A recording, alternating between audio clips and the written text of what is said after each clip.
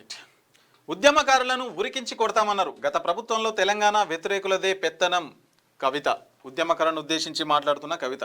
తెలంగాణ కోసం 1200 మంది ఆత్మహత్య చేసుకుంటే 540 మందికే పరిహారం. కాంగ్రెస్ ప్రభుత్వం ఉద్యమకారులను 250 గజాల స్థలం ఇవ్వాలి. అన్ని జిల్లాల్లో ఇళ్ల స్థలాల కోసం పోరాటం చేస్తాం.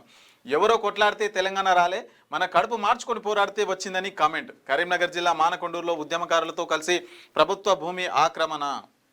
సో ఉద్యమకారులను ఉరికించి కొడతామన్నారు.